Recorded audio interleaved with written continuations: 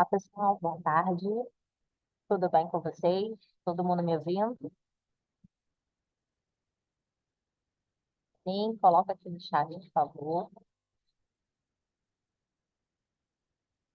Ótimo. Então vamos lá, né? Em nome da Superintendência da Atenção Primária da Saúde, da Secretaria Estadual de Saúde do Rio de Janeiro, damos boas-vindas. É, Hoje o tema da nossa capacitação é sobre os aspectos clínicos e diagnóstico do câncer de boca. Nós estamos dando sequência ao nosso calendário de capacitações, mas reforçando ainda mais a importância da temática. Nós sabemos que a primeira semana do mês de novembro, ela é caracterizada pela Semana Nacional de Prevenção ao Câncer Bucal. Nós aqui da área técnica realizamos um fórum sobre esse tema no dia 6 de novembro, mas foi um fórum pequenininho, né, com o público-alvo de vários coordenadores municipais. E agora nós estamos, né, com a mesma temática, ampliando para todas as equipes de saúde bucal do Estado. Hoje a gente conta com a presença do professor Bruno Augusto Benevenuto. Ano passado ele também nos prestigiou com a sua aula, foi magnífica. E esse ano está aqui de novo, fazendo essa dobradinha conosco. O doutor Bruno, ele é professor de patologia da Universidade Federal do Rio de Janeiro, com mestrado e doutorado em estomatologia pela Universidade de Campinas, graduação em odontologia pela Pontífica Universidade Católica de Minas Gerais. Doutor Bruno, você me escuta? Fabiana, boa tarde. Sim, escuto. Seja bem-vindo. Mais uma vez, Obrigado. agradeço pela parceria, por estar aqui dividindo conosco, com todo o Estado, seu conhecimento. Esse tema tão importante para nós aqui, de extrema relevância. A gente fica assim, lisonjeado, tá? Com o seu aceite, com a sua disponibilidade, por estar aqui conosco. Muito obrigada, tá? Passo a Eu que, palavra para você. eu que agradeço. Agradeço muito a você pelo convite, pela oportunidade. Estão me escutando direitinho? Tá, né? Perfeito. Então, eu vou compartilhar. Beleza. Então, eu vou compartilhar aqui minha tela para a gente poder começar a nossa apresentação. Estão conseguindo ver? Tá certinho, Sim. Fabiana? Sim? Uhum. Então, Perfeito. beleza. Obrigado. Só vou pedir para quem tiver, eu acho que tem gente com o microfone ligado, né? Só pedir para desligar, né? Para não interferir na voz. E a gente vai falar um pouquinho, um tema super interessante, né? Que a Fabiana pediu para comentar, que é sobre os aspectos clínicos, né? Do câncer de boca. Na realidade, a gente teve no início de novembro o dia D de prevenção ao câncer de boca, né? A semana de prevenção de câncer de boca no Brasil. E interessantemente, agora no dia 5 de dezembro vai ser o dia latino-americano, né? Do câncer de boca, né? De prevenção ao câncer de boca. Então, eu acho que ficou legal, né? Que a gente ficou aí no meio termo, né? Entre o Dia Nacional e o Latino-Americano, que vai acontecer agora na próxima, quinta-feira. Então, a gente vai falar um pouquinho, gente, sobre, o câncer de boca. O objetivo da nossa aula, o conteúdo que nós vamos abordar hoje é de uma forma bem simples, bem fácil, né, da gente ver as principais características clínicas, tanto do câncer de boca quanto das desordens potencialmente malignas orais, que são aquelas lesões que ainda não são um câncer de boca verdadeiramente dito, mas que apresentam um risco maior, né, de sofrer transformação para o câncer de boca. Vou falar um pouquinho, né? A gente vai iniciar falando um pouco da epidemiologia do câncer de boca, tanto no Brasil quanto no mundo, os principais fatores de risco que estão associados. E no finalzinho a gente vai falar sobre uma temática que eu acho que é super importante e que a gente, né, como dentista, e principalmente vocês, né, que atuam a nível primário, né, de atenção primária em saúde pública, é importante, que é sobre a prevenção. né, do câncer de boca. Que a gente basicamente nós temos dois tipos de prevenção, que é a prevenção primária e secundária. Então, o objetivo basicamente dessa nossa aulinha aí vai ser sobre qualificar vocês, né, para diagnóstico precoce do câncer de boca e, além disso, apresentar um pouco a evidência científica atual sobre o rastreamento de câncer de boca, porque teve umas mudanças aí, né, principalmente na parte filosófica, né, sobre rastreamento, e eu acho que é importante a gente conhecer o que a literatura atual está falando sobre esse assunto. Então, quando a gente fala em câncer, de uma maneira geral, o câncer, né, gente, é o principal problema de saúde pública no mundo, né? Qualquer tipo de câncer, não só o de boca. E o câncer, ele é considerado como uma das principais causas de morte. E a gente tem observado um aumento muito grande nos números de casos de câncer. Isso está relacionado muito, né, gente, com o aumento do envelhecimento populacional. A gente observa que a nossa pirâmide etária, né, principalmente a brasileira, ela mudou muito nos últimos 40, 50 anos. Então, a gente tem como consequência do envelhecimento populacional o aumento, né, de doenças, dentre elas o câncer, e aí, né, o maior também problema do ponto de vista, né, de como você vai lidar com isso no serviço público, né? E além disso, a gente tem um aumento de câncer muito associado também aos estilos de vida adotados, principalmente nos dias de hoje, associado a exposições ambientais e ocupacionais da população. Quando a gente fala em câncer de boca, e quando eu falo, gente, nessa palavra câncer de boca, eu estou incluindo tanto o câncer intrabucal, quanto de orofaringe, tá? Que é o câncer de garganta, e o câncer de lábio inferior, tá? No mundo, em 2022, nós tivemos 496 mil casos de câncer de boca, sendo que é uma causa muito comum, gente, de morte, principalmente em homens. E a gente vai observar que aqui no Brasil também, né, o câncer de boca ele tem uma prevalência muito alta na população masculina.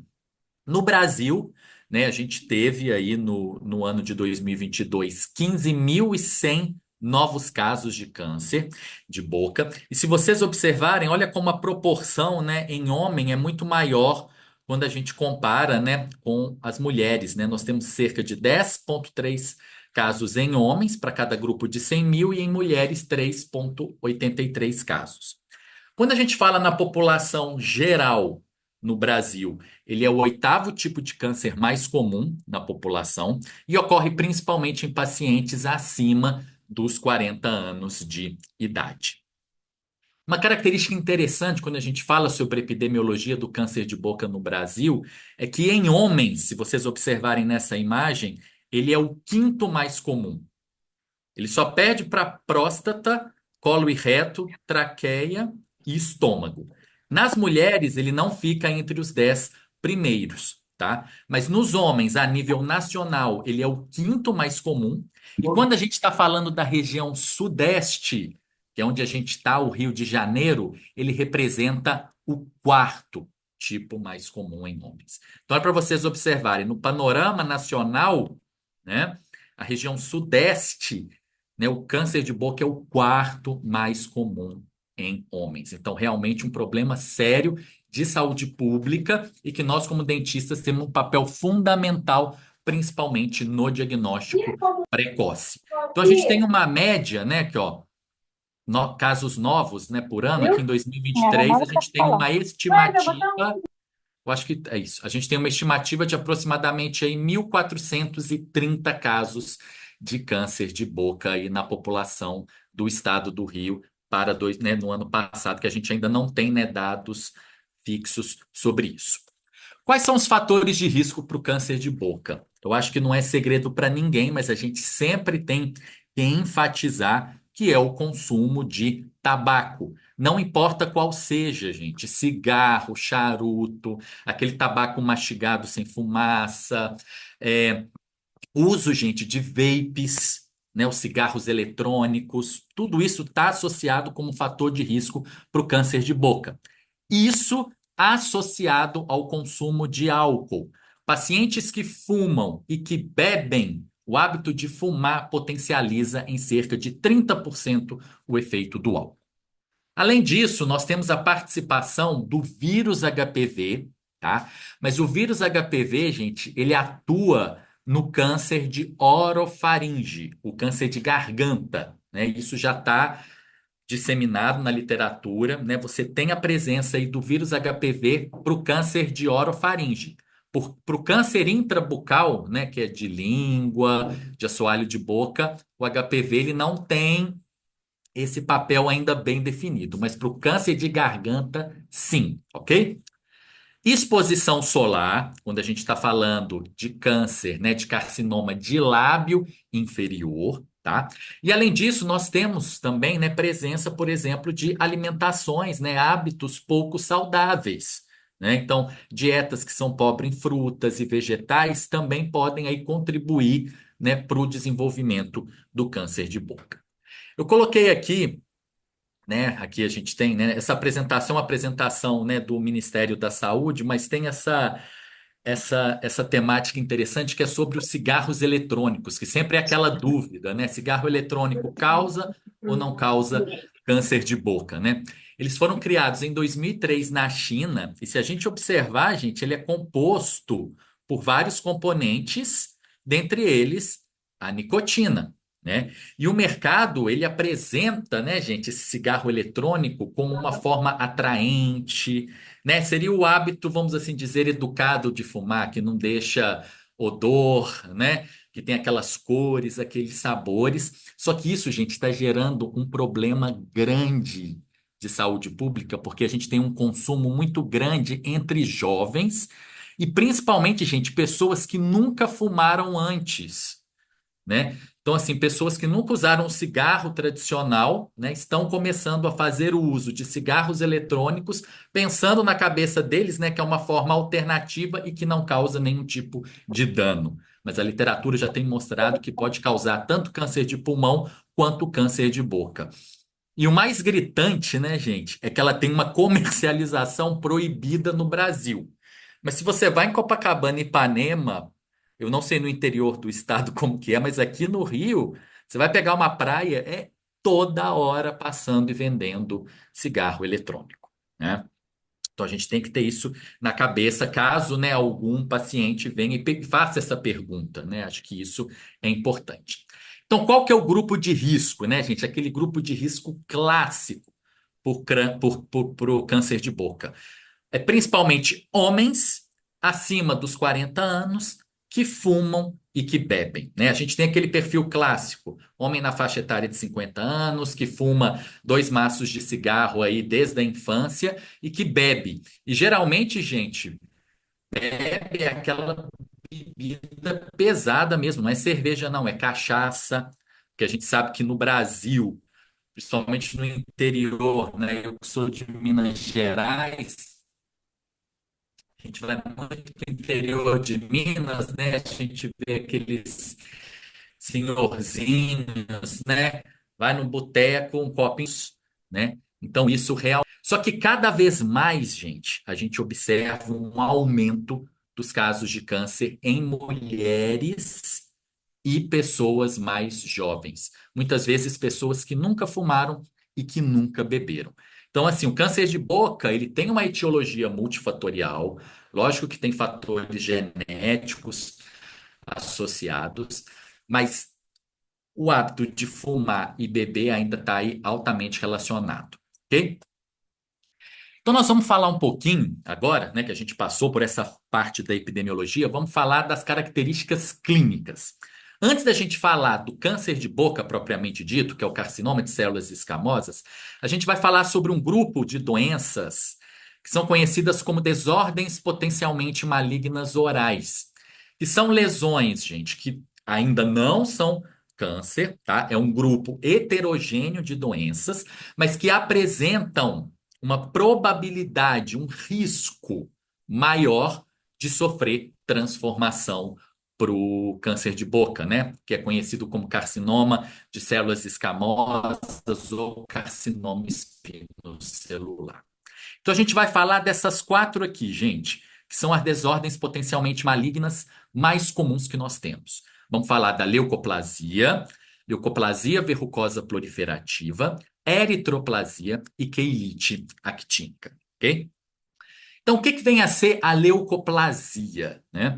Leuco significa branco, plasia, placa. Então, é uma mancha, gente. É uma mancha ou uma placa branca na boca que você não consegue remover a raspagem, né? Se você passa uma gaze, se você passa uma espátula de madeira, você não consegue remover essa placa, a raspagem, tá? E que eu não consigo diagnosticar, gente, nem clinicamente, nem histologicamente como outra doença. Então, se eu vejo uma placa branca que não se encaixa em nenhum diagnóstico clínico, né? Por exemplo, não é uma candidíase, né? Não é algo traumático, né? A gente dá o nome clínico para essa doença de leucoplasia, ok? Ela pode ocorrer, gente, em qualquer local da boca. Só que as lesões que ocorrem em língua, principalmente borda lateral e assoalho de boca, elas têm um maior risco de sofrer transformação para câncer. Por quê? Porque a borda lateral de língua e o assoalho de boca são as localizações preferenciais, tá? Para o câncer de boca. Então, gente, quando vocês estão frente a uma lesão branca, né, que você não consegue, né, clinicamente nem histologicamente pensar em outra doença, a gente dá um nome para essa lesão de leucoplasia. Aí o que que a gente tem que fazer? Biópsia, né? E um patologista, gente, nunca vai te dar um laudo histopatológico escrito leucoplasia. Porque a leucoplasia ela é um termo clínico. O que o patologista vai te falar é se essa biópsia que você fez tem ou não tem displasia epitelial. O que que vem a ser displasia epitelial? Alteração nas células epiteliais, tá? Então, você como clínico, você vai receber isso, vai ver se tem ou não displasia, e aí dependendo, a gente vê o que faz como tratamento. O ideal é que o patologista libere um laudo sem displasia epitelial. Aí isso deixa a gente tranquilo, né? Ou seja, o paciente não tem nada alterado. Agora, se tem displasia epitelial, significa que tem um risco de transformação, tá? Se o patologista coloca displasia leve, o risco é baixo, ou seja, só está um pouquinho alterado. Mas se tem displasia moderada ou grave, o risco para transformação já é alto, e aí a gente tem, né, que avaliar esse paciente por toda a vida, tá? No final eu vou mostrar um diagrama que aí vocês vão entender melhor. Então, olha aqui um exemplo bonito de uma leucoplasia, tá vendo? Uma placa, uma mancha branca no assoalho de boca, que é uma localização preferencial para o câncer de boca, tá vendo? Primeira coisa quando a gente tem uma placa branca na boca é tentar remover a raspagem. Se você consegue remover a raspagem, essa placa branca, você já tem um diagnóstico, né? É candidíase pseudomembranosa, né? O famoso sapinho, né? Que a gente fala coloquialmente. Mas se não remove a raspagem, tá vendo? Localizada em assoalho com esse aspecto, clinicamente a gente dá o diagnóstico de leucoplasia. Aí você vai fazer uma biópsia, né? E aí o patologista vai dizer se tem ou não displasia.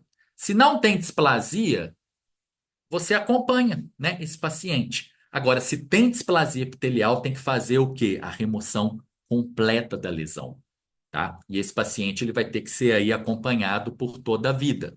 Olha essa outra lesão aí, ó. Uma placa branca bem grande, localizada onde? Borda lateral de língua, que é outra localização, né, comum para o câncer de boca. Então, outro exemplo. Olha essa outra aí também, uma placa branca localizada em borda lateral de língua, né? Aí a gente dá clinicamente o diagnóstico como diagnóstico de leucoplasia. Agora é interessante porque a gente pode ter casos de leucoplasia, como essa aqui, por exemplo, ó, em que a gente tem áreas brancas e associado a essas áreas brancas, está vendo que a gente observa áreas vermelhas?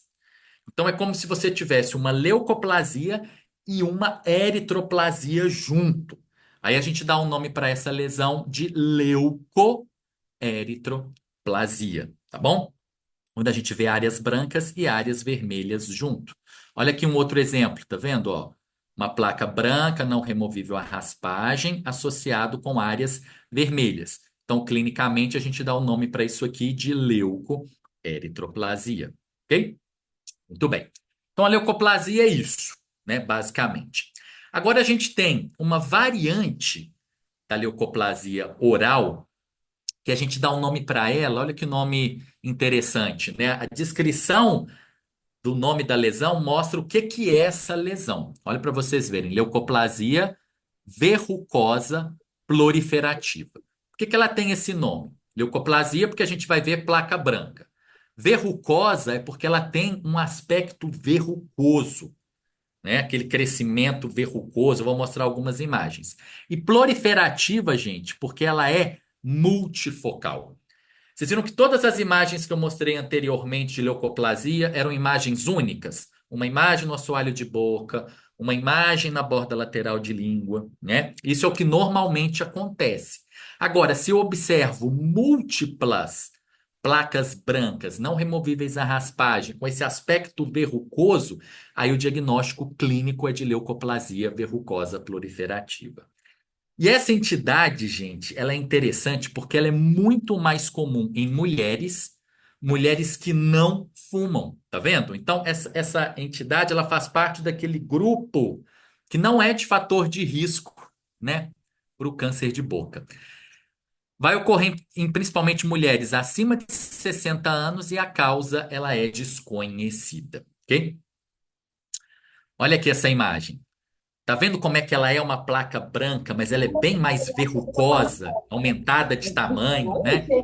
E geralmente ela é múltipla, tá? Então o paciente vai ter aqui, ó, tá vendo? Na gengiva, mas tá vendo como é que a lesão ela continua na mucosa jugal do paciente?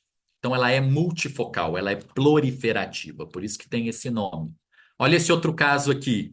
Tá vendo? É uma paciente que tem placas brancas não removíveis à raspagem aqui, ó, na gengiva, no palato. Tá vendo que as lesões elas se estendem para lábio superior, aqui na mucosa jugal do lado direito, tá?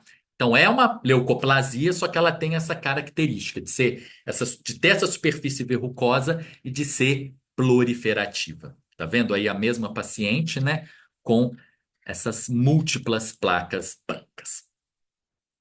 Aqui a gente consegue observar, ó, outro paciente, tá vendo?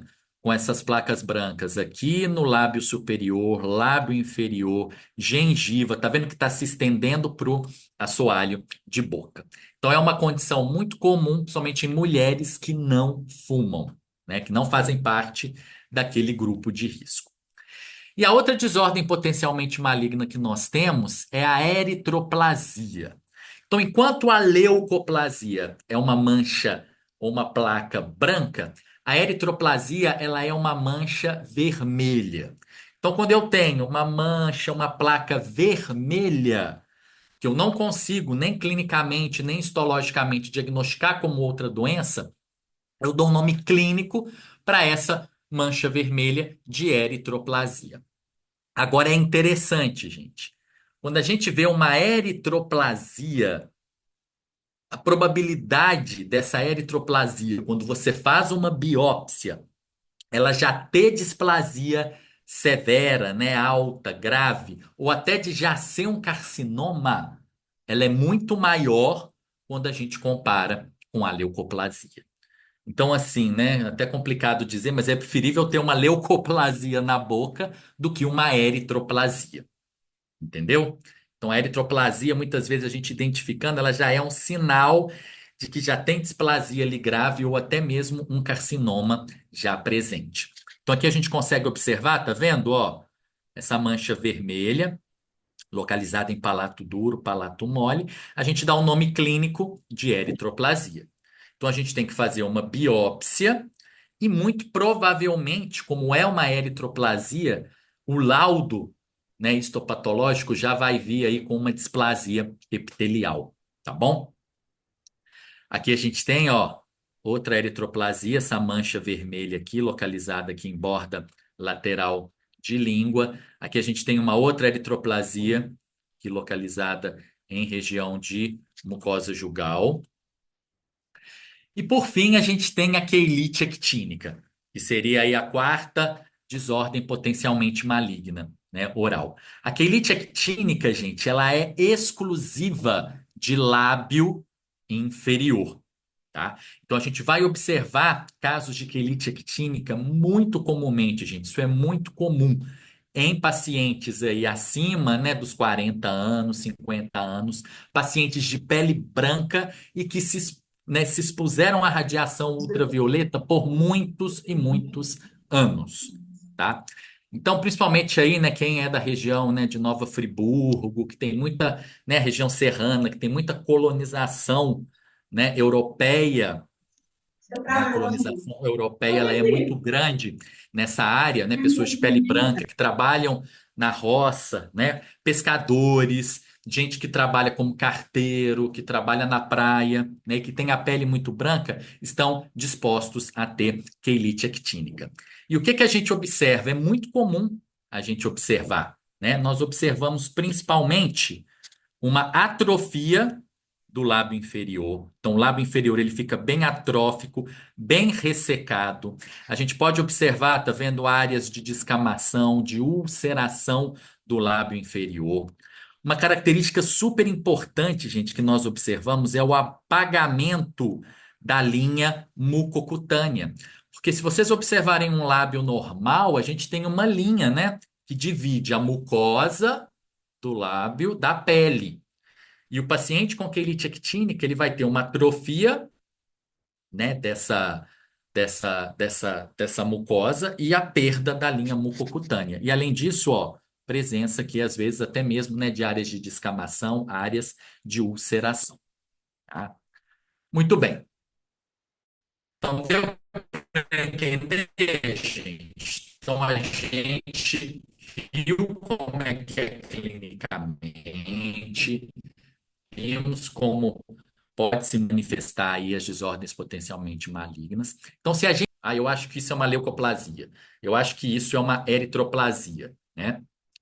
A primeira coisa que a gente tem que fazer, primeira coisa que a gente tem que fazer é tentar eliminar alguma possível causa. Porque às vezes pode estar essa placa branca porque está um trauma ali na região, né? Alguma coisa assim. Se você não resolveu, né, eliminando alguma possível causa, né, que poderia estar relacionado, a gente faz biópsia. Fez a biópsia. Se o patologista mandou um laudo sem displasia epitelial, ou você pode remover, se a lesão for pequena, ou então você só observa, né? Observa e acompanha, gente, esse paciente ao longo da vida, tá? Principalmente em intervalos de 6 meses. Agora, se você biopsiou e tem displasia epitelial, veio com displasia epitelial, aí você tem que remover a lesão toda. O tratamento é cirúrgico, mesmo que seja uma displasia leve, você tem que remover e tem que acompanhar obrigatoriamente o paciente ao longo da vida com intervalos menores, tá? Intervalos aí de aproximadamente 3 meses, tá bom? Muito bem. Se tiver alguma dúvida, no final a gente pode conversar. Além disso, né, gente, além de você fazer o diagnóstico, né, de fazer aí o Então, a você já tratamento, a gente terminou de fazer o tem que gosto, né? eliminar os fatores de risco. E quais são os fatores de risco? Cessação do hábito de fumar, parar de fazer consumo excessivo de álcool, né? Principalmente para as leucoplasias e eritroplasias intrabucais. E se o paciente tem quelite actínica, né, gente, no lábio, tem que orientar quanto à exposição solar. Então, se trabalha exposto ao sol, tem que usar chapéu de aba longa. Se trabalha na roça, chapéu de aba longa e obrigatório o uso de protetor solar nos lábios. Isso é obrigatório, tá bom? Para justamente aí estancar, né, vamos assim dizer, né, evitar aí a progressão da doença. Tudo bem? Muito bem. Só que é interessante, né, gente, que nós temos alguns diagnósticos diferenciais. A leucoplasia, ela pode fazer diagnóstico diferencial com outras lesões brancas, né? Dentre elas, a mais comum, candidíase pseudomembranosa. Só que a candidíase, né, gente, ela tem um diagnóstico muito simples. Se você passou a gaze e a lesão sai, se destaca, esse é o diagnóstico. Então você consegue fazer o diagnóstico. Aqui a gente tem, ó, queratose irritativa, tá vendo? Só que as queratoses irritativas, como o próprio nome está dizendo, tem um fator local presente. Muitas vezes é paciente usuário de prótese parcial removível, e aí na área, né, chapeável da prótese ali, pode estar mal adaptado, e aí isso causa um trauma, e aí a mucosa vai produzir mais queratina para proteger nessa área que sofreu trauma, por isso que fica branco, né? Então aí você muitas vezes consegue ver clinicamente, né, algum fator de risco. E aí você consegue fazer o diagnóstico por isso.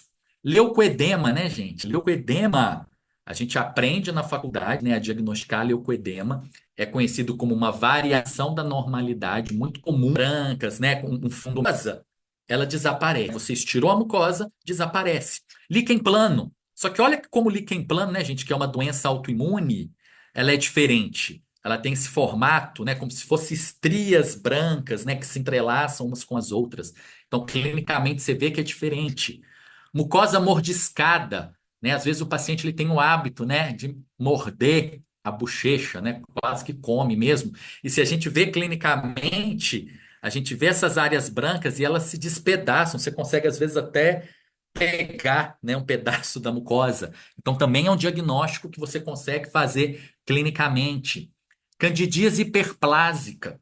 A candidíase hiperplásica ela é o principal diagnóstico aí diferencial, porque ela é uma placa branca, só que ela não é removível à raspagem, igual a candidíase pseudomembranosa. Então, muitas vezes a gente vê, né, uma candidíase hiperplásica e acha que é uma leucoplasia. E tudo bem, né? Você fazendo a biópsia, o patologista, ele, nesse caso, consegue te dar um diagnóstico, né, de candidíase, se for o caso. E quando a gente tem lesões mistas, né, gente, que podem ser vermelhas, brancas e vermelhas, né, a gente pode ter outras condições, né, língua geográfica, eu acho que todo mundo, né, sabe que também é uma variação da normalidade, essas áreas, né, de atrofia, né, do dorso da língua. Aqui a gente tem, né, a famosa atrofia papilar central, que pode ou não estar associado, né, com candidíase. Quadros de gengivite descamativa, que também a gente observa muito em doenças autoimunes, né, como pênfigo, pemphigoide. Estomatite protética, que é muito comum em paciente usuário de prótese, né, gente? Prótese total superior. É muito normal a gente ver, né, paciente usuário de prótese total, ele não tira a prótese para dormir, não lava a prótese, e aí aquele local fica completamente favorável para a proliferação de candidíase, e aí a gente tem essa manifestação como áreas vermelhas. A sífilis, que é a grande mimetizadora, gente. A sífilis, ela pode mimetizar aí várias doenças, dentre elas a própria leucoplasia, eritroplasia, e que a gente tem observado um aumento tão grande, né? Não sei como é que está aí nas áreas abrangidas por vocês, mas a sífilis, ela está considerada um problema de saúde pública muito grave, tá? Muito bem. Então agora vamos falar do carcinoma, né, de células escamosas, que a gente também pode chamar de carcinoma espinocelular, carcinoma epidermoide, vai de acordo com o gosto do freguês.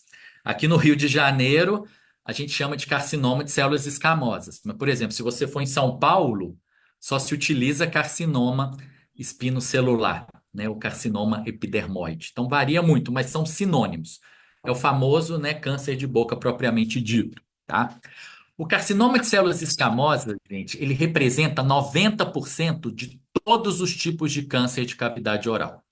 A gente pode ter vários cânceres, né, cânceres, perdão, na boca, né? A gente pode ter de origem de glândula salivar, a gente pode ter de origem mesenquimal, a gente pode ter linfomas, né? Mas o carcinoma de células escamosas é o mais comum. Eu acho que a gente, como dentista, a gente tem que focar e enfatizar nele mesmo, né? Representa 90%. E ele se origina, gente, do epitélio de revestimento da boca. Então, o epitélio, ó, que reveste a mucosa oral, ele se torna maligno e começa a proliferar. Tá bem? As duas localizações preferenciais, gente, isso é para nunca mais esquecer. Borda lateral de língua e assoalho de boca.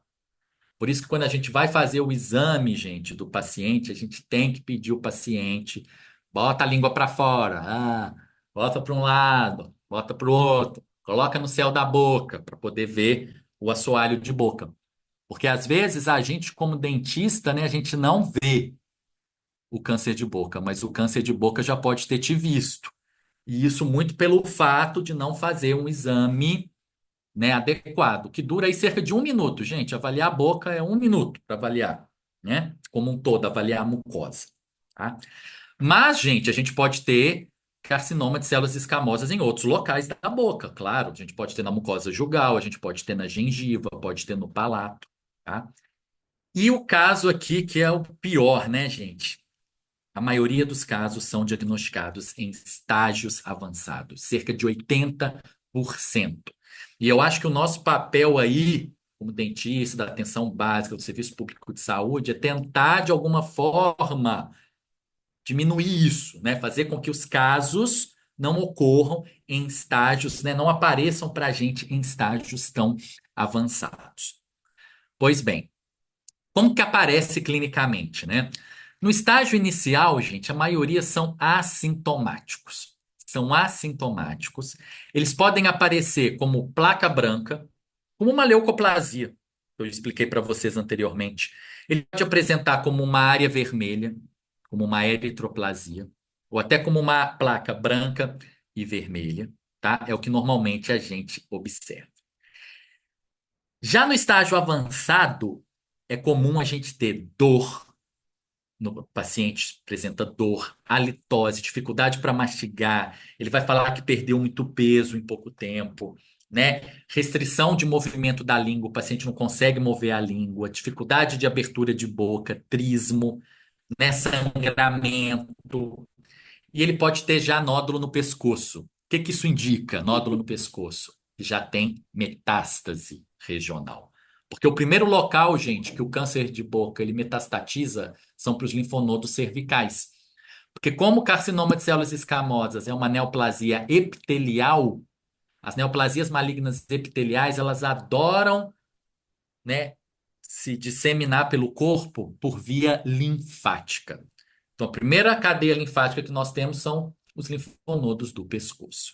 E quando a gente faz graduação, né, lá na estomatologia, a primeira coisa, né, que o professor ensina na clínica é fazer palpação do pescoço, né? E a gente fica até na dúvida, mas por que que eu tenho que palpar pescoço? Eu sou dentista, para que que eu vou palpar pescoço?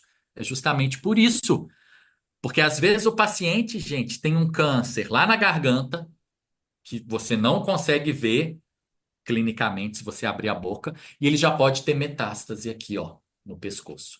E aí, se você palpar o pescoço e ver um nódulo rígido, né, endurecido e fixo, isso é um indicativo de linfonodo metastático, que a gente sabe que os linfonodos normais, né, eles são móveis, né? Então, assim, é importante a gente saber, ok? Mas a característica, gente, mais comum do câncer de boca é essa: uma úlcera que não cicatriza, com bordas elevadas e base endurecida. Por isso que a gente sempre fala, né? A gente faz campanha, né? Fala para o paciente, né? Os folhetos, né? Que a gente entrega, a gente fala, ó, se você tem uma úlcera que não cicatriza em 15 dias, procure o dentista, né? Essa é a característica mais comum. Úlcera sintomática, com bordas elevadas, base endurecida que não cicatriza. Se viu uma úlcera, você palpa, tem que palpar, gente, não pode ter medo de palpar o paciente. Palpa, a base está dura, endurecida, né? A úlcera com aquela borda endurecida, isso significa que está infiltrando tumor ali, tá? Na lateral, tá bom? Essa é a característica mais comum. Mas a gente também pode ter o câncer de boca se aparecendo como uma placa branca, uma placa vermelha ou uma placa vermelha e branca. Como eu já comentei, Isso também é para não esquecer. Eu sempre repito, vocês vão ver que eu vou falar mais umas 15 vezes sobre isso, porque eu acho que a gente só guarda, né? Falando, repetindo, falando, repetindo. Locais mais comuns, borda da língua, assoalho de boca. Mas a gente pode ter em qualquer outro local. Olha para vocês verem aí, uma lesão branca e vermelha em borda lateral, que é uma leucoeritroplasia, né? E aí, qual que é a primeira coisa que a gente tem que fazer? Biopsiar. Biopsiar. Então, a gente vai biopsiar, biopsiamos e vamos avaliar no microscópio para a gente ver se tem displasia epitelial ou se já é um carcinoma de células escamosas. Olha aqui outra imagem, tá vendo? Borda lateral de língua, olha para vocês verem, já é um aumento de volume, né? Um aumento de volume, com esse aspecto esbranquiçado. Aqui a gente vê, tá vendo que a lesão continua como placas brancas, tá vendo aqui na lateral. Esse aqui é clássico, né, gente? Clássico, clássico. Então a gente observa esse aumento de volume, ó. Aumento de volume ulcerado, olha essa úlcera central. Se você palpar, gente, as bordas da lesão, muito endurecido, muito, tá? E aqui a gente continua, né, com essa área branca aqui e com essa área branca aqui, tá? Olha essa outra imagem. Também borda lateral de língua, que é uma localização aí preferencial, né, para o câncer de boca. Um aumento de volume aí ulcerado, bordas endurecidas. Assoalho de boca, também uma localização comum. Então a gente observa esse aumento de volume ulcerado com áreas de necrose, tá vendo? Aqui essas áreas esbranquiçadas aqui estendendo-se para a borda. Outro caso aqui também de um carcinoma de células escamosas de assoalho de boca, então a gente vê esse aumento de volume ulcerado. Esse aqui de assoalho de boca. E olha para vocês verem, né, gente? Infelizmente, o paciente, na maioria dos casos, vai chegar assim para a gente, né? Chega assim já em estágios avançados, né? Muito bem. Outro caso que já é numa localização que não é tão comum, né, para o câncer de boca, mas que pode acontecer, né, gente? Ver essa lesão ulcerada, com certeza as bordas estão endurecidas. Aqui um outro carcinoma de células escamosas de rebordo alveolar, também essa área ulcerada, eritematosa, avermelhada, em rebordo alveolar estendendo-se para a região de palato duro. Aqui outro caso também de um carcinoma de células escamosas de rebordo alveolar, como a gente pode observar aqui. Mucosa jugal, não é uma localização tão comum, mas pode apresentar esse aumento de volume aqui verrucoso, com essa coloração, perdão, esbranquiçada. Fundo de vestíbulo, olha que interessante esse caso, tá vendo? Olha que interessante. Tá vendo localizado aqui esse aumento de volume também com essas áreas eritematosas e esbranquiçadas. Bem, além disso, a gente pode ter carcinoma de células escamosas no lábio inferior, tá? Que está associado principalmente à exposição solar. E o carcinoma, gente, de lábio inferior, ele é interessante porque ele tem um prognóstico bem melhor do que o carcinoma de células escamosas, por exemplo, intrabucal, né? O de borda lateral de língua e de assoalho de boca. Ele tem um comportamento menos agressivo e a probabilidade dele gerar metástase é menor, o carcinoma de lábio inferior, quando a gente compara com o carcinoma intrabucal. Olha para vocês verem, né? Um aspecto bem diferente, né? Comparado com a queilite actínica, né? Então a gente observa aqui realmente uma lesão ulcerada, né? Um aumento de volume ulcerado. Com certeza as bordas aqui da lesão estão endurecidas. Aqui a gente tem um outro caso, tá vendo? De um carcinoma de células escamosas de lábio inferior. A gente observa nessa superfície ulcerada, né? Essa coloração amarelada, tá? E o carcinoma de orofaringe, gente, né? O carcinoma de células escamosas de orofaringe, né? A gente também dá um nome assim meio coloquial, né? De é o câncer de garganta, né? Mas é aquele carcinoma, gente, que vai ocorrer em palato mole, quando ele está lá limitado ao palato mole, base de língua, né, que é a região lá mais posterior da língua, úvula e amígdalas, né? Carcinoma de células escamosas de faringe, gente, ele já tem na literatura, tá? Associação com infecção pelo HPV, né? Especialmente o subtipo 16, tá bom? Então, ó, a gente vê esse carcinoma, tá vendo? Localizado aqui em palato mole.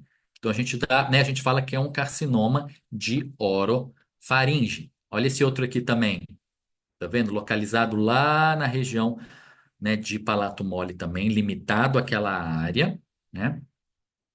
E como que a gente faz o tratamento, né? A gente, como dentista, nosso papel fundamental no reconhecimento e no diagnóstico, né? O tratamento ele vai ser feito pelo cirurgião de cabeça e pescoço. Então, a partir do momento que vocês, né, identificam clinicamente, fazem a biópsia, encaminham o paciente, né, fazem a biópsia, recebem um laudo, né, da patologia com carcinoma de células escamosas, encaminha esse paciente, né, para, eu acho que é para atenção primária, né? E aí ele vai ser regulado, né, para o tratamento que é com cirurgião de cabeça e pescoço. Né, o tratamento, gente, ele é feito com cirurgia, podendo ou não estar associado à rádio e quimioterapia, e isso vai variar muito de acordo com o estágio da doença, né? Vai variar muito de acordo com o tamanho do tumor, se já tem metástase regional, né? Então, por exemplo, se é um tumor pequeno, sem metástase, é muito provável que vai ser só a cirurgia. Mas se já é um tumor grande, que já tem metástase, né, regional no linfonodo, aí a gente tem que fazer cirurgia associado à radioquimioterapia. O prognóstico, 10 a 35% dos casos apresentam recorrência, né? Mesmo após o tratamento.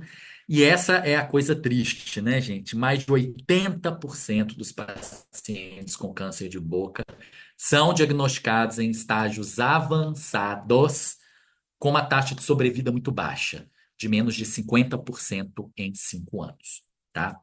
E qual que é o nosso papel, né, como dentista, né? Além de conhecer, que eu acho que é importante, eu acho que a primeira coisa é saber identificar, né, o câncer. Eu acho que todo dentista, independente da sua especialidade, tem esse papel, né, em reconhecer, né? Isso é odontologia, isso é o nosso papel, né? E outro papel importante é a prevenção.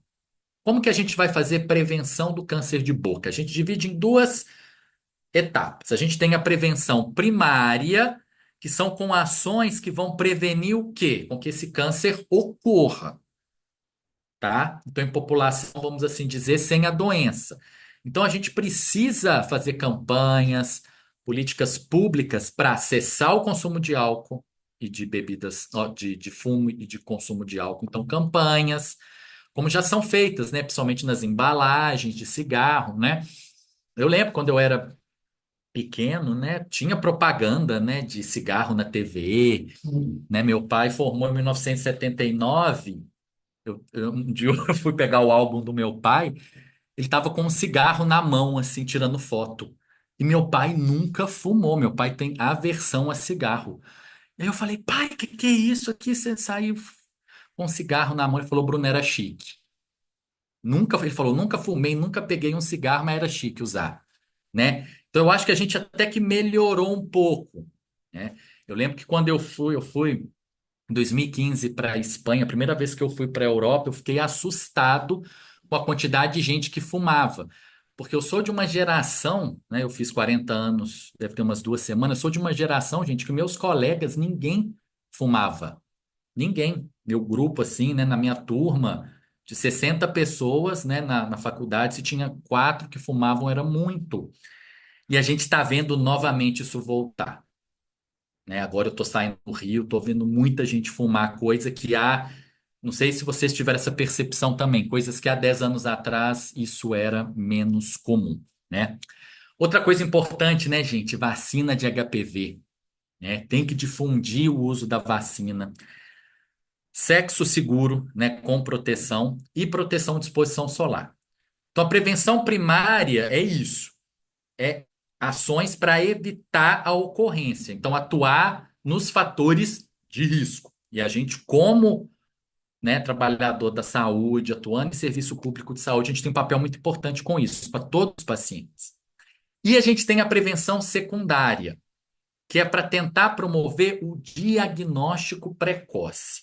E aí sim, atuar na triagem do câncer com o exame clínico. Só que a gente tem que entender, gente, que a gente não vai ficar fazendo exame clínico a rodo na população geral. É interessante porque quando eu fiz graduação, a gente fazia campanha de saúde, né? Ir numa praça, né, porta da igreja, colocar lá uma barraquinha e colocar faça o seu exame de boca aqui, né? Isso, gente, não adianta se você fizer numa população geral. O que adianta é você fazer isso aqui, ó, prevenção. Se você quiser ir para uma praça e distribuir panfleto, colocar um banner, fazer essa coisa educativa, isso vale demais. Agora, fazer exame clínico, gente. A gente tem que fazer exame clínico. Isso eu vou mostrar para vocês que a literatura está recomendando. A gente tem que fazer exame clínico na população de alto risco. Então, a gente tem que fazer exame clínico na população que fuma, na população que bebe. Né? Basicamente é isso. Né? Não é fazer autoexame em todo mundo, né? Passou na rua, vem cá. Não, a gente tem que fazer isso em população em grupo de risco. Então, aí no Alcoólicos Anônimos, aí, Narcóticos Anônimos, é isso. Ou então, né, fazer exames naquela população que você está acostumado a ir, né, na casa, né, principalmente isso. Por isso que tem um papel muito grande, né, gente, principalmente das pessoas que trabalham, né, indo nas casas, né, fazendo aí né, a política aí, né, de ir na casa, ver o estado de saúde da pessoa. Então, aí é que a pessoa vê, né, realmente quem é do grupo de risco, e aí sim essas pessoas você tem que fazer a triagem. Então, com relação à prevenção primária, né, cessação de consumo de tabaco e álcool, isso é muito importante, gente, porque quem para de fumar e de beber diminui o risco de câncer de boca e das desordens potencialmente malignas orais. E o risco diminui, né, com o aumento do tempo de cessação. Então, não é porque a pessoa fumou 20 anos, né? Se ela parar de fumar, mesmo com 20 anos, ela vai ter o risco diminuído.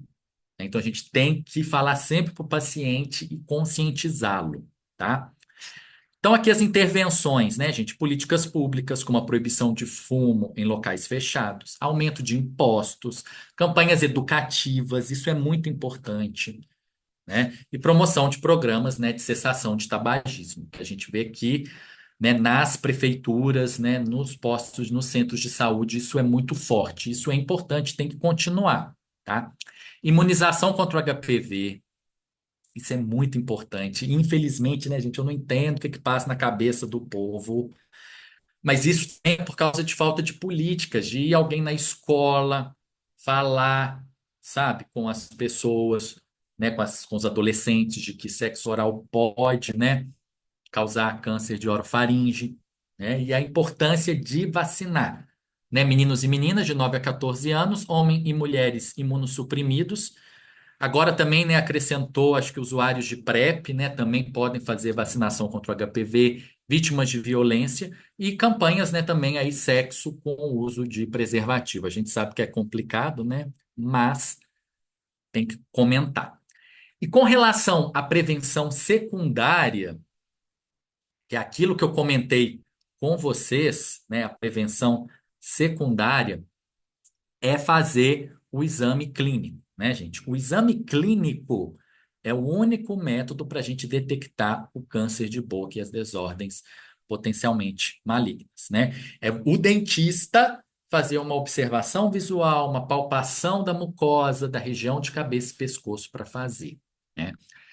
A gente sabe que há um tempo atrás até teve umas iniciativas de fazer autoexame da cavidade oral, o paciente fazer autoexame.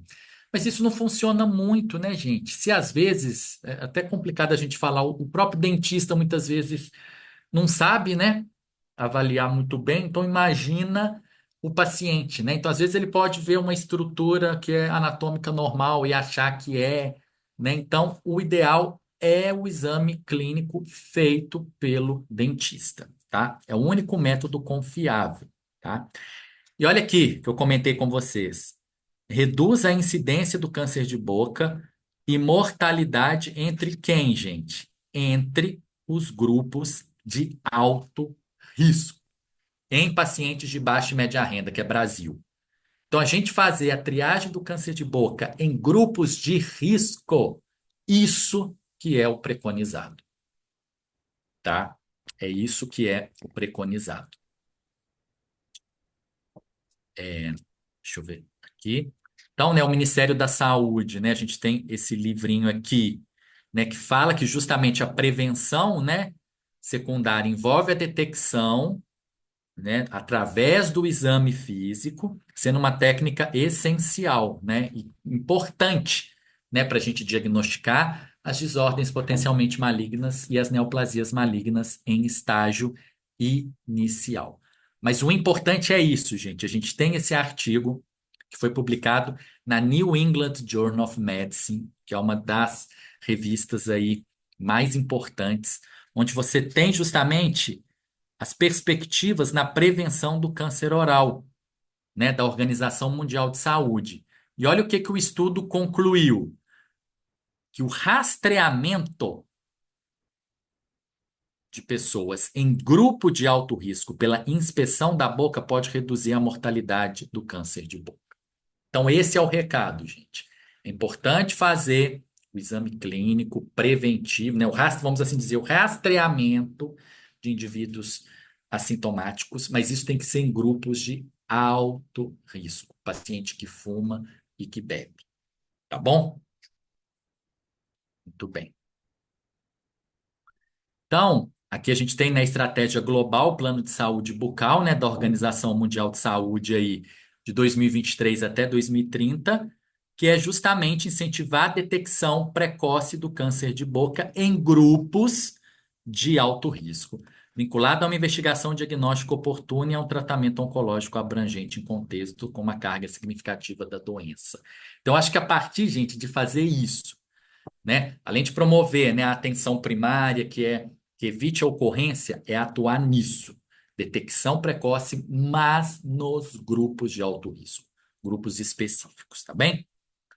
Então, como considerações finais, gente, a cessação, né, do tabagismo, do etilismo na população de alto risco reduz sim a incidência de desordens potencialmente malignas e o risco do câncer de boca. Não é porque o paciente fumou 20 anos que ele vai estar fadado, né, gente, ao fracasso, né? Se ele fumou 20 anos, se ele parar depois de 8, 10 anos, é como, né, se nunca tivesse fumado, né, ou diminuiu bastante. O conhecimento, gente, das características das lesões, que é isso que eu comentei com vocês. A gente saber identificar, né, uma úlcera assintomática que não dói, em borda lateral de língua que não cicatriza em 15 dias, de bordas endurecidas, uma placa branca não removível à raspagem, uma placa vermelha, né? Você tem que saber, é isso, né? Reconheceu isso, em borda lateral de língua, assoalho de boca. E fazer, né, o exame clínico adequado é fundamental, gente, para o diagnóstico precoce. Já que você vai, por exemplo, você é clínico geral, vai fazer uma limpeza. Faça o exame antes, 1 minuto, avalia o paciente, né? Você vai fazer um canal, não vai no dente direto, não, vê a mucosa adjacente, né? Vai extrair um molar. Antes de extrair, é 1 minuto, gente, que dura. Muito rapidinho, tá? E a triagem, gente, da população de alto risco, eu tô falando pra caramba isso, né? Mas é porque tem que estar na cabeça. É isso, gente. Por meio de exame clínico. Você quer fazer uma campanha, né, para fazer exame clínico para prevenção de câncer de boca? Beleza, mas faça na população de alto risco, tá? O exame, tá? As campanhas não, as campanhas de conscientização é geral, a população em geral. Mas triagem para exame clínico é em população de alto risco, tá bom? Bem, gente, é isso que eu tinha para comentar. Acho que eu apresentei aí em 1 hora, né? Que é o tempo que a Fabiana me deu. Gostaria de agradecer a atenção de todo mundo. Espero que não tenha, né, incomodado tanto aí, mas eu acho que a gente, assim, de uma forma bem concisa, né? Eu acho que deu para passar as principais informações, né? E qualquer dúvida que vocês tenham, gente, se tiver, né, às vezes não quer falar aqui e tal, eu vou deixar o meu contato, tá? Meu e-mail, aí pode entrar em contato, tá bom? Que eu estou aí à disposição, tá? Muito obrigado. Obrigada, Bruno. Parabéns pela aula maravilhosa. Muitos elogios por aqui, no chat aqui do Zoom, no meu WhatsApp também. Pessoal perguntando, vai ficar gravada? Excelente. Obrigada mais uma vez. Não, pode, né? Eu acho que você gravou, né? Pode disponibilizar no YouTube. Quanto mais pessoas, né, puderem assistir, acho que ajuda, né? Com certeza. Exatamente. É, só para lembrar aqui do pessoal que tem uma lista de presença, tá? Tá aqui no chat. É, a gente pode abrir para pergunta? Aí a Pode? Heloísa comentou, né? Desculpa, a Heloísa comentou, né, que a Espanha, né, é terrível. Realmente, eu assustei quando eu fui na Espanha, a quantidade de gente que fuma. Meu Deus. Realmente. Você falou também, Bruno, sobre as propagandas. Quando eu era criança, as propagandas de cigarro elas eram maravilhosas, com cenários Não é? incríveis, a música do momento, né? Então chamava Com uma certeza. atenção. E era chique, de fato.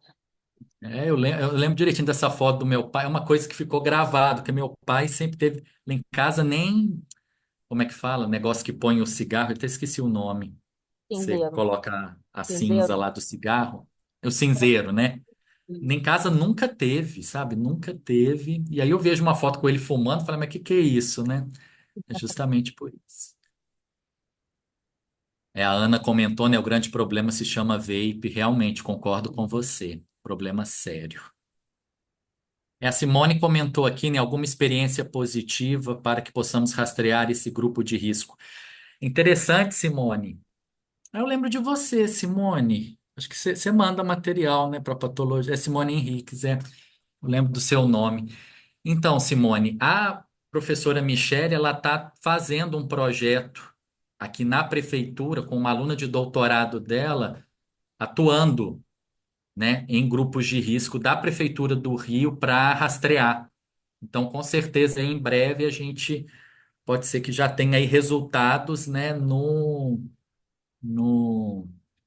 aqui até mesmo no Rio, mas estudos já demonstraram, né? Tanto aquele artigo que eu mostrei, né, que você fazer esse rastreamento em grupos de alto risco é importante e reduz sim, tá?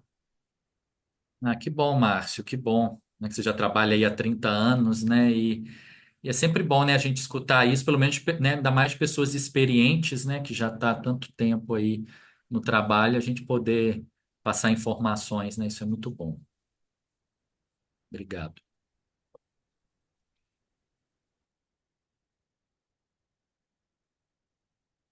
Elogios, Bruno. Ah, obrigado.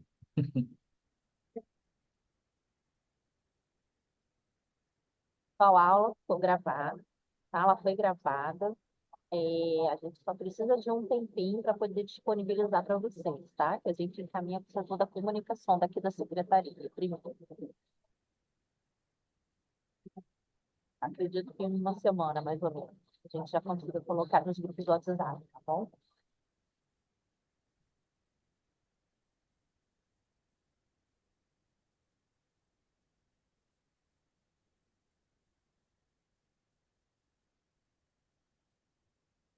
Temos aqui em torno de 106 pessoas participando.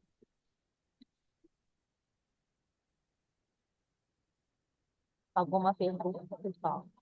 Mais alguma pergunta?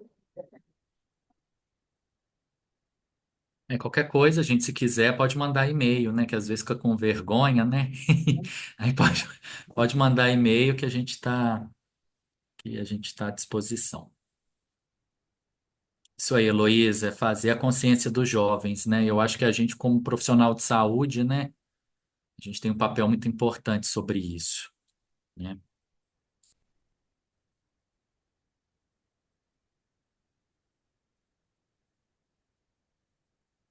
Pessoal, só reforçando para vocês não se esquecerem da lista de presença.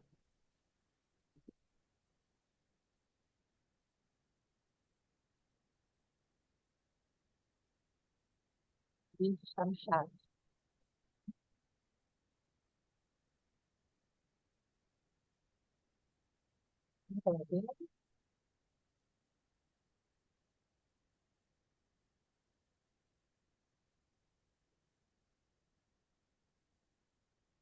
Ah, tá, agora eu estou vendo aqui, né? A Sharon perguntou, né, se os artigos de prevenção que foram mostrados no site encontram-se no Ministério.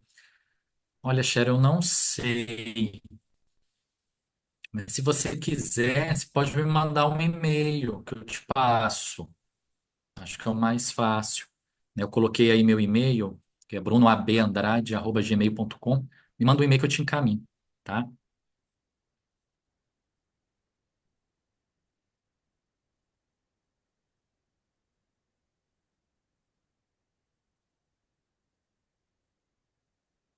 O Márcio está perguntando se pode ter carcinoma basocelular na região oral. Dentro da boca, não, Márcio. O carcinoma basocelular, ele é exclusivo de pele. O que pode apresentar são os carcinomas basocelulares em semimucosa, né? Por exemplo, aqui no lábio, né? Ele começa na pele do lábio e aí pode ir em direção à boca, né? A mucosa da boca, né? Mas dentro da boca, não. A gente não tem carcinoma basocelular intraoral, não, tá? De origem intraoral, não, tá bom?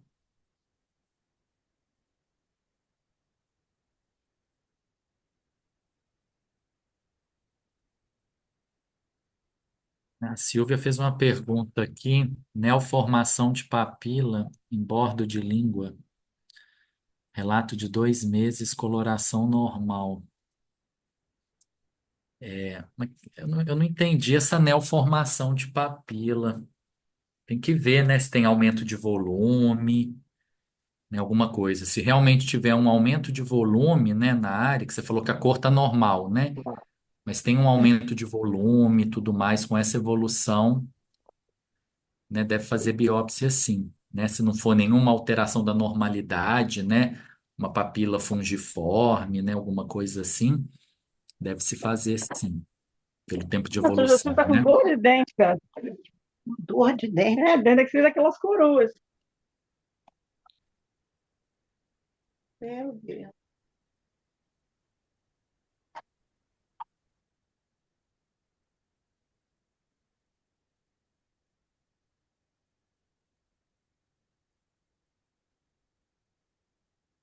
Se você não quer abrir o seu áudio para poder explicar, ah, tá joia.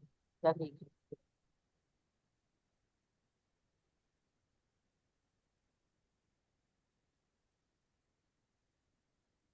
Pessoal, muito obrigada pela presença de vocês. Espero tenho certeza que o conteúdo atingiu o objetivo. Conto com vocês na conta para que a gente possa oferecer o melhor para os nossos usuários, né? Porque a gente entende que qualificando os profissionais da ponta, a gente melhora também a entrega dos serviços para os usuários, a qualidade, né, dos atendimentos.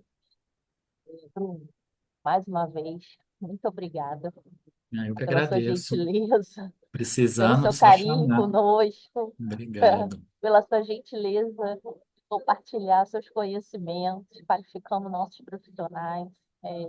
Sem palavras, você sabe do meu carinho. Muito obrigada mesmo, tá? E a gente conta com você para a próxima também. Com certeza, é só chamar que estamos aí.